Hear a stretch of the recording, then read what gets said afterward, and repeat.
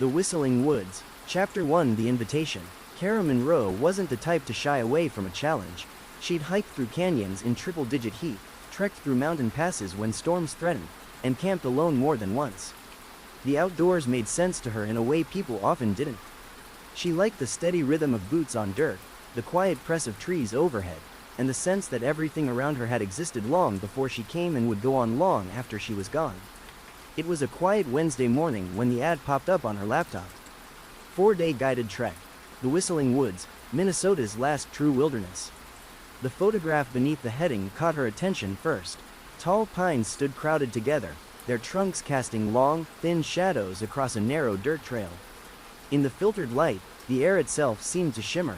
The caption beneath mentioned the Superior National Forest and a unique natural whistling phenomenon locals claimed was caused by rare birds. Kara had never heard of birds that could imitate human voices, but she liked mysteries. She skimmed the details. A small group, a guide with 30 years' experience, and a route that passed through areas rarely visited by outsiders. It was obscure, remote, and had just enough of a story attached to make her want to see it for herself. By the time she closed her laptop, she'd booked her spot. 2 days later, Kara's Subaru crunched over gravel as she turned down a drive flanked by white pines. At the end stood a weathered farmhouse with peeling paint and a porch that sagged under the weight of its years. The place looked like it had been standing there since before Minnesota had paved its first road. Edna met her at the door before she could knock. She was tall and wiry, with silver hair braided over one shoulder. Her hug was quick but warm, though her sharp eyes lingered on Kara like she was taking stock of more than just her face. "You're here for that camping trip," Edna said. Not a question. Kara smiled. "You make it sound like I'm in trouble." Edna's gaze slid past her toward the tree line. "The Whistling Woods. That's where they're taking you." "That's the plan." The older woman's hand stilled on the screen door. "If you go in there and hear someone, or something, call your name, don't answer. Not even if it sounds like me. Or anyone you know." Kara gave a short laugh. "What, like a bear's going to ask me to dinner?" Edna didn't laugh. Her voice was steady, almost low enough to be a whisper. "Just promise me, the forest keeps things that answer back." The certainty in her tone made Kara pause. She nodded before she thought better of it.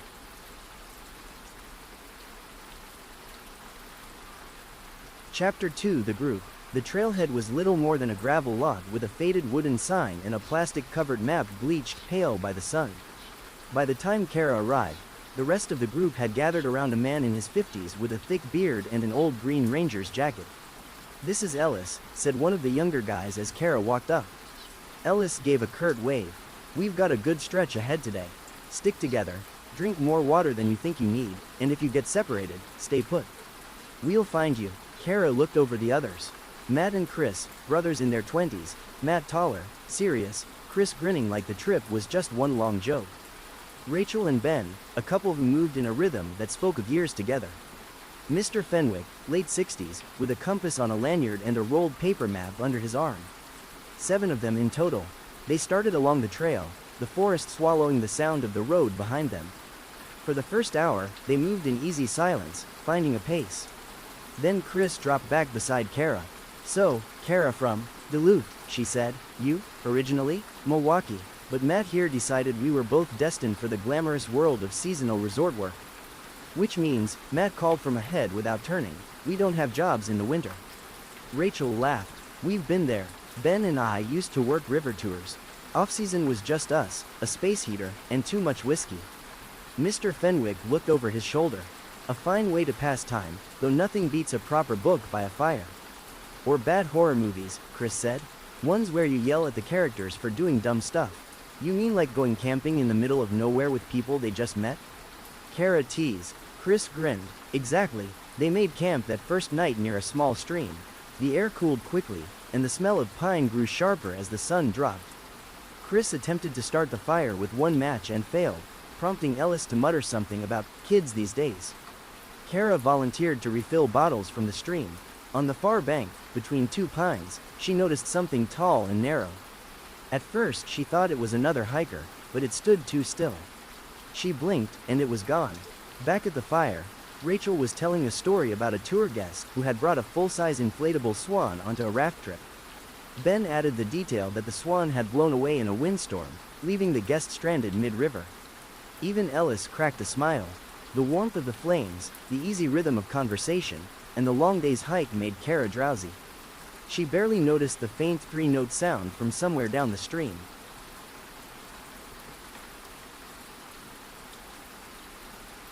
Chapter 3: A comfortable start.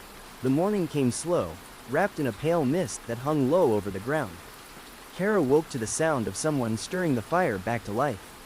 She rolled from her sleeping bag and saw Ben crouched over the embers, coaxing them with practiced patience. "Morning," he said softly, not wanting to wake the others. "Morning," Kara replied, rubbing her arms against the chill. "How'd you sleep?" "Better than Rachel," he said, tilting his head toward their tent. "She swears something kept moving around out there. I told her it was probably squirrels." Kara poured coffee into her tin cup and sat near the fire. "Could have been. Or Chris going for a midnight pee." "Could have been," Ben said again, though his eyes didn't quite match his casual tone. By the time everyone had eaten and packed, the mist was lifting. Sunlight caught in the beads of moisture on the pines, making the forest sparkle in a way that looked almost staged. Chris whistled low. "All right, nature, I see you." Mr. Fenwick was in good spirits, telling Kara about his years leading youth hikes. City kids, most of them. Never seen a raccoon before. They'd gasp at every sound in the dark. "Bet you have stories," Kara said. "Oh, plenty," he said with a smile, though none as interesting as what this place is supposed to hold. "What's that?" Fenwick just tapped the compass hanging from his neck. "Ask me after we've been here another night." The trail that day was gentler, winding along a ridge that offered glimpses of dark green rolling hills in the distance. The group spread out a bit, falling into smaller conversations. Kara ended up with Rachel, who was describing her and Ben's dream of buying a small lakeside cabin. "Somewhere quiet," Rachel said. "Just a dock, a canoe, maybe a hammock. No neighbors for miles." Kara grinned. "Sounds like you'd get bored in a week." Rachel laughed. "Yeah, maybe, but for that week, it'd be perfect." Behind them, Chris and Matt were arguing about whether it was better to travel light or overpack for emergencies. Ellis walked in silence near the front, occasionally scanning the tree line. Around midday, they stopped for lunch near a cluster of boulders. Kara took the chance to wander a little way off for a better view of the valley. From there, she could hear the faint rush of a stream and, maybe, something else. 3 high notes, spaced evenly. She turned to look back at the group. None of them seemed to have noticed. That night they camped beside a narrow stream where the water made a soft, constant murmur. After dinner, Chris pulled a deck of cards from his pack, and the group played rummy under the beam of their headlamps. The air felt light, the jokes easy.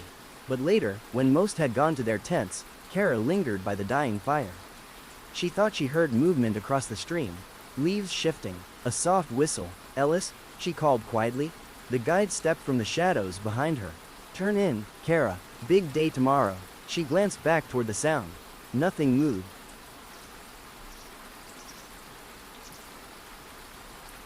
Chapter 4: The First Crack.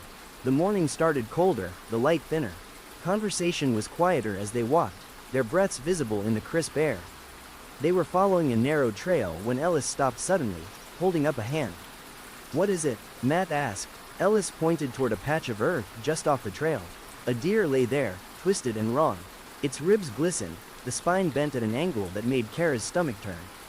Claw marks scarred the pine next to it, gouges deep enough that bark curled outward. They were far higher than she could reach, even standing on tiptoe. "Wolf?" Ben asked. Ellis's answer came too quickly. "Maybe. Let's keep moving." But Kara noticed he stayed quiet for the next hour, scanning the trees more often than before. The trail dipped into a dense grove where the canopy blotted out most of the light. It felt like stepping into another world, cooler, darker, quieter. Every sound they made seemed too loud. Matt found a red backpack snagged in a bush. Its seams were split, the contents long gone except for a cracked flashlight. A few yards ahead lay a single boot, the laces shredded. Mr. Fenwick picked up a metal water bottle from the ground. Someone had scratched Evan into it. He clipped it to his belt without saying anything. The rest of the day passed in a silence broken only by the occasional whisper of the wind through the pines. That night, the whistling returned. At first it was just the 3 notes, drifting from somewhere beyond camp. Then came Ben's laugh, Rachel's voice saying, "Hey," and finally Chris's voice, calling, "Over here," from the dark. Kara didn't sleep.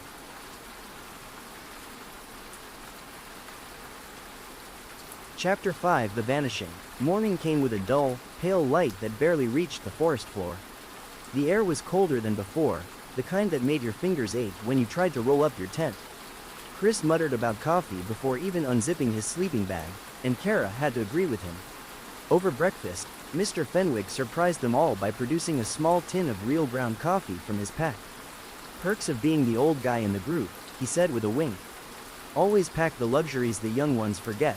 Rachel smiled faintly. I'm just glad someone has their priorities straight.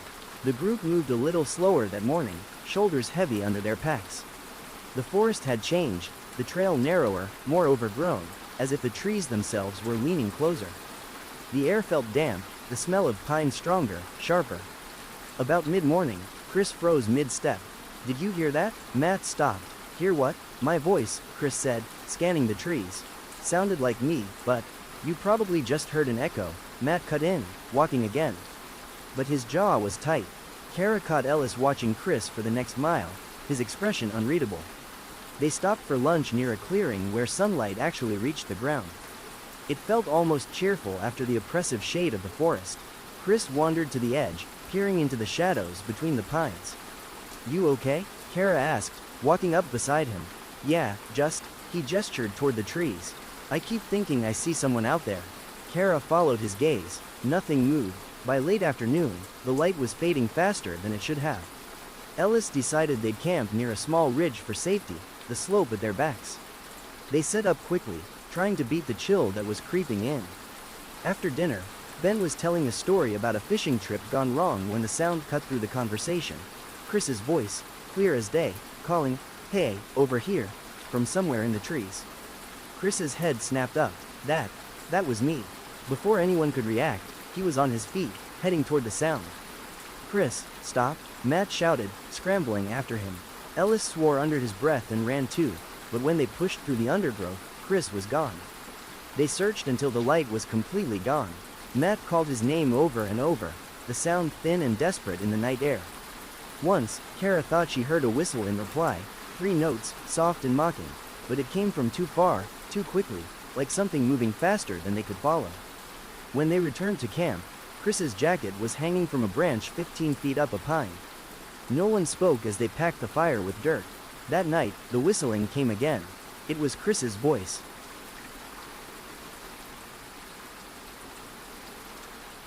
Chapter 6 Breaking Point. After almost no sleep that night, no one wanted to leave camp that morning.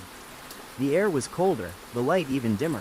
They moved in near silence, each lost in their own thoughts. The trail began to twist in ways that didn't make sense, a loop that brought them back to the same bent birch tree, a fork that Ellis swore wasn't on his map. Ben kept checking his GPS, with dread on his face. This says we're nowhere, he muttered. By midday, after having walked for what seemed like eternity, they found the bones. Scattered across the dirt in a rough circle, some still with fur clinging to them, others clean and pale. They weren't all animal. Rachel turned away, pressing her sleeve to her mouth. Kara felt the air shift then, not wind, but something heavier, thicker.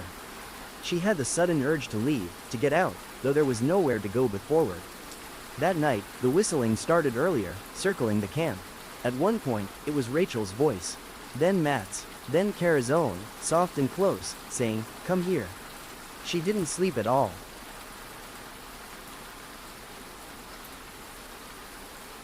Chapter 7 The Triangle. They broke camp late. Everyone was moving slower now, worn down by the sleepless nights and the weight of what they didn't say out loud. Ellis kept his voice low, his words clipped, like he was listening for something underneath them. The forest seemed different again. The trunks rose taller, darker, the branches so high they disappeared into shadow. Claw marks scored the bark at impossible heights. Sometime before noon, Kara caught movement far up in the canopy, something long-limbed slipping from one tree to another with the smooth ease of a predator. She blinked, and it was gone. By late afternoon, they found themselves in a place that didn't feel like anywhere they'd been before. The trees formed a wide circle, the ground littered with fragments of things that didn't belong there. A torn fleece, a crushed metal bottle, a hiking boot with the laces shredded. That was when they heard it, not the usual 3 notes. This was different. It was Ellis's voice, calling from somewhere in the trees. Over here. I found him. Ellis froze. That's not me, he said. But it was his voice again, closer now, Come on. Something moved between the pines. A figure, tall, thin, familiar. Chris. His eyes were blank, his face slack, but he smiled when he saw them. On the other side of the circle, another figure stepped into view. This one was Matt, and then a third, behind them. They stood in a triangle, hemming the group in. Rachel's breath hitched. That's not them. The three figures tilted their heads in unison. Their mouths opened, and the whistling began, a perfect, layered mimicry of every voice in the group, weaving together into a sound that made the hairs rise on Kara's arms. The shapes began to change, limbs lengthening, skin paling to a sickly gray. The faces stretched, the eyes sinking into deep black hollows. Each was 7, maybe 8 feet tall now, their shoulders hunched, their spines bending like they'd been broken and poorly set. Ellis pulled the hatchet from his belt. Run, he said. One of the creatures lunged. Ellis met it head on, shouting for them to go. Kara grabbed Rachel's arm and bolted, the trees blurring as they ran. She heard Ellis's voice cry out, a real, raw sound, before it was cut off by the wet crack of something breaking. They tore through the undergrowth, the forest a smear of shadow and green. Behind them, the creatures gave chase, their long strides and inhuman speed closing the gap with terrifying ease. The sound of their pursuit was deafening, branches snapping like gunshots, leaves thrashing violently, the earth shaking under each impact. A clawed hand lashed out from the side, ripping through the sleeve of Kara's jacket and grazing her skin. She staggered, heart pounding, but Rachel yanked her forward. They weaved through a maze of thick trunks, ducking under low branches and vaulting over fallen logs slick with moss. The air burned in Kara's lungs, every breath sharp and cold. One creature let out a guttural screech, not human, not animal, and the others answered with overlapping whistles, each one carrying a different voice from the group. The sound disoriented her, made it impossible to tell where they were coming from. A tangle of roots caught Kara's boot and sent her crashing to her knees. Pain flared white hot, but before she could get up, Rachel hooked her under the arm and hauled her to her feet. Don't stop, Rachel shouted, her voice raw. They barreled through a patch of young pines, the thin trunks whipping at their sides. Something slammed into one of the trees behind them so hard that bark exploded in a spray. A shadow swept past to their right, moving far too fast for its size. They jumped a narrow stream, their boots splashing in cold water, and scrambled up a bank slick with mud. The incline was steep, forcing them to claw their way up with hands and knees, mud coating their palms. At the top, Kara risked a glance back. Two of the creatures were already at the bottom, crouched low like sprinters, ready to leap. They crashed through a thicket of saplings, their thin branches snapping and whipping at their faces. Rachel stumbled again, catching herself on a trunk, but didn't stop moving. The forest seemed endless, every direction the same, towering trunks, deep shadow, and that awful chorus of whistles chasing them. Then, up ahead, the light brightened. An opening. The tree line broke to reveal the trailhead, the weathered sign, the empty gravel lot. They didn't stop until they were across it. Kara collapsed near her car, chest heaving. Rachel doubled over beside her, clutching her knees. For a long moment, neither spoke. The forest behind them was still. Too still. Then, faintly, from somewhere just beyond the tree line, came 3 high, perfect notes.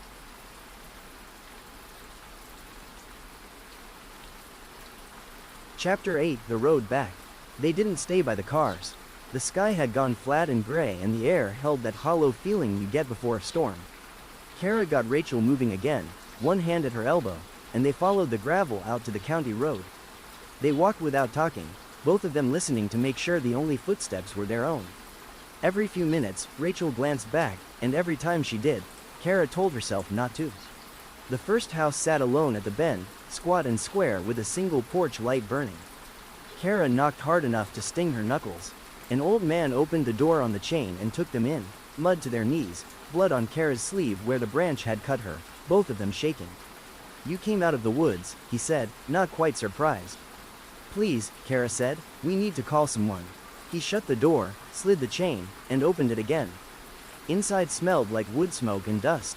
He set them at the table, laid 2 mismatched mugs in front of them, and filled them with water from a bottle on the counter.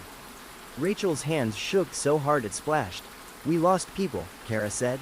"Chris, and our guide, Ellis." She got the names out slow. Saying them helped and hurt in equal parts. The old man nodded once, like a thing had happened that he already knew about. Phone's there. Landline. Sheriff's office'll send someone. Kara dialed. She gave her name, the road, the mile marker, the words she could stand to say. When she hung up, the old man had set a small plate of crackers in the middle of the table.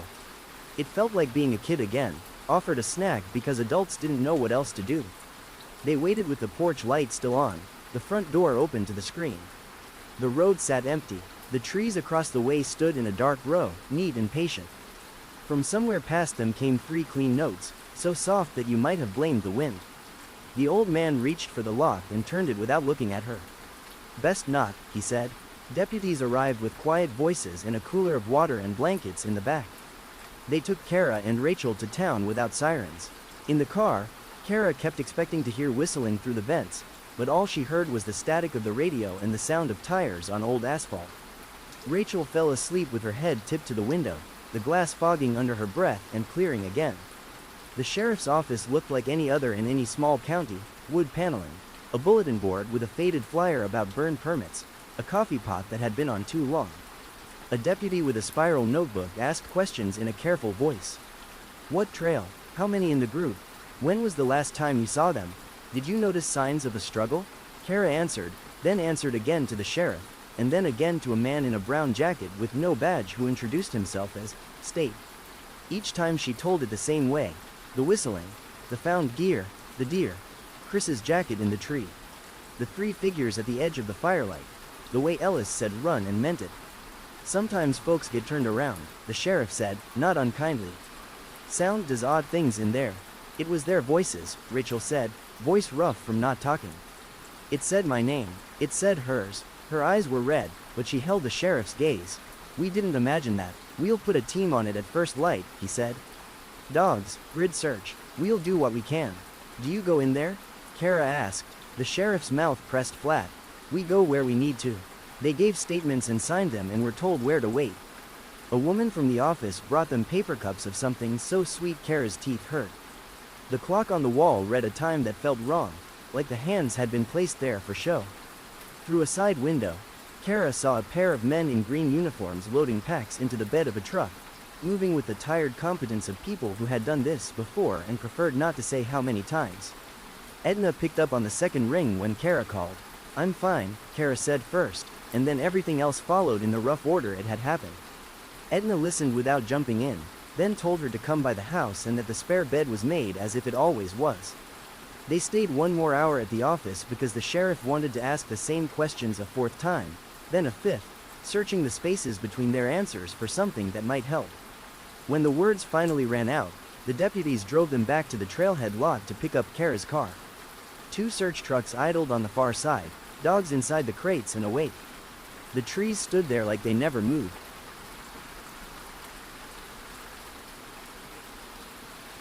Chapter 9: The Return. At Edna's, the porch light was on and the kitchen already warm. She had broth on the stove and toast lined on a plate. She took one look at Rachel's ankle, wrapped it in something cold, and told her which chair to use. Kara put her shoulder to the wall, eyes closed for a count of 10, and then sat down because sitting made her feel like she might be able to stop shaking. Edna said nothing until they were done eating. "I told you not to answer," Edna said at last, not accusing, only reminding Kara the rule. "I didn't," Kara said. "We didn't." "Good," Edna said. "Some don't remember until too late that not answering is a kind of answer, too."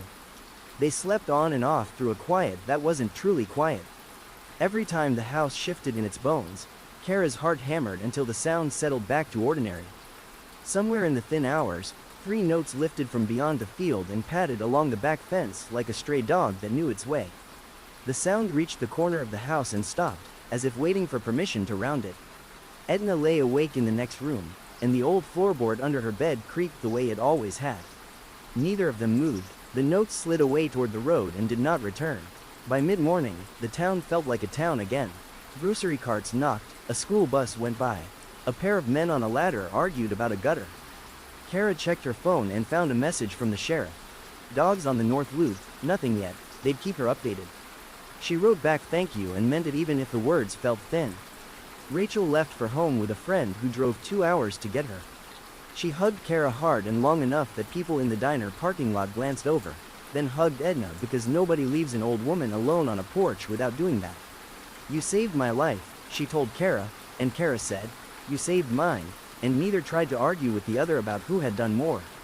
The next day, a volunteer found a torn strap and a strip of nylon from a pack cover 10 miles west of where they thought they'd camped, which was the kind of discovery that made maps feel superfluous. On the third day, a team brought back an old, weathered boot that might have been out there for years. The papers ran 2 short articles that said they were searching and that the terrain was difficult and that there was no sign of foul play. Someone online wrote that it was all wind and gullible tourists. Someone else wrote about sounds bouncing off water and odd harmonics in conifer stands. Kara didn't read more than a line or two. The words had a way of turning something huge into something neat, and that felt like another kind of wrong. She stayed at Edna's until the 4th day, neither of them naming it waiting. In the afternoons, Kara sat on the porch steps with a mug and watched the tree line in the same inattentive way you watch the ocean, expecting nothing and still listening. Edna moved steadily through the small chores of the house, the rhythm a way to keep gravity on. When Kara finally said she had to go, Edna nodded like there had been a time limit they both knew about. They hugged on the porch, and Edna's hands were warm even in the thin air. "Do you want me to come down with you?" Edna asked. "I'll be all right," Kara said, which meant that she would keep moving until she was. On the drive south, the radio worked in fits, and she let it. The miles unspooled, and the trees on either side changed shape by degrees you wouldn't notice if you hadn't been counting. She stopped once for gas and once because she'd started gripping the wheel too hard.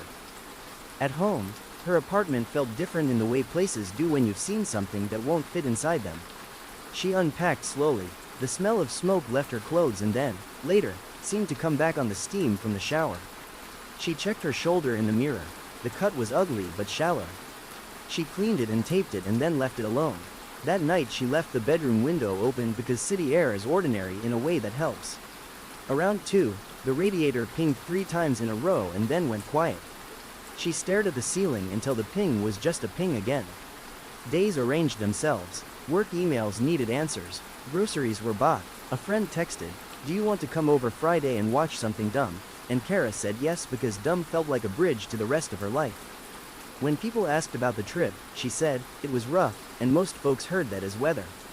She called the sheriff once a week for a while, always the same man with the tired voice, always the same phrases, "Still looking, found some sign, can't say yet, we'll let you know." She called Ben and Rachel on Sundays. Sometimes they picked up. When they didn't, she left a message that wasn't heavy, because heavy wasn't the kind of weight a phone could carry. Kara didn't stop hiking. She kept to local trails for a while, the kind with clear blazes and other people's voices drifting through the trees. She learned which parts smelled like cut grass and which smelled like damp leaves. On one of those mornings, a jogger passed her and whistled to his dog, 3 crisp notes, and the dog came, and Kara laughed out loud from pure relief that some sounds still belonged to what they were supposed to.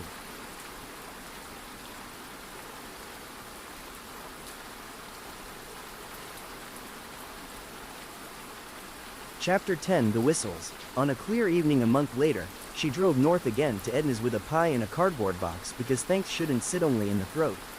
They ate on the porch with plates balanced on their knees.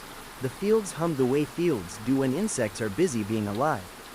From the stand of pines beyond the fence line, 3 high notes rose and settled.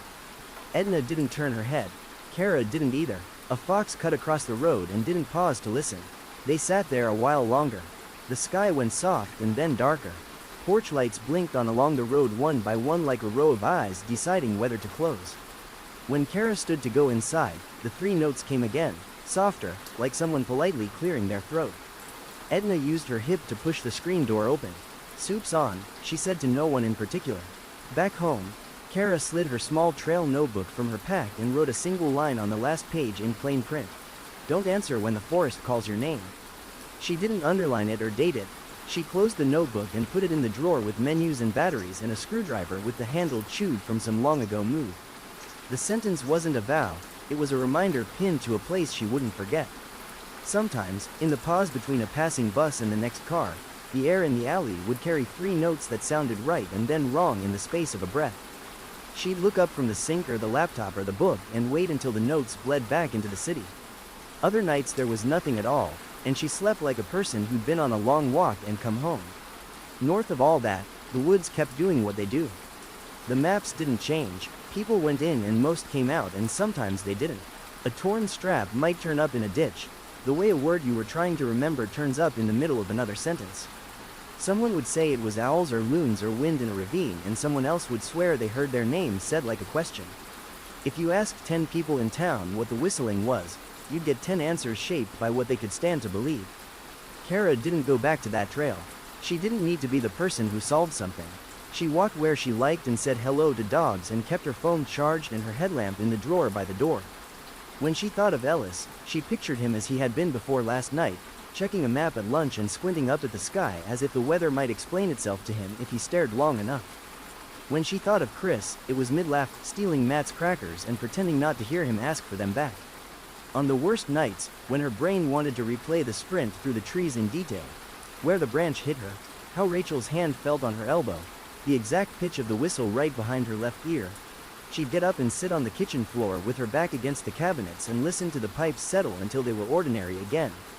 She'd breathe in 4s and out in 6s because numbers were anchors and anchors keep you from drifting into places you can't stand to be.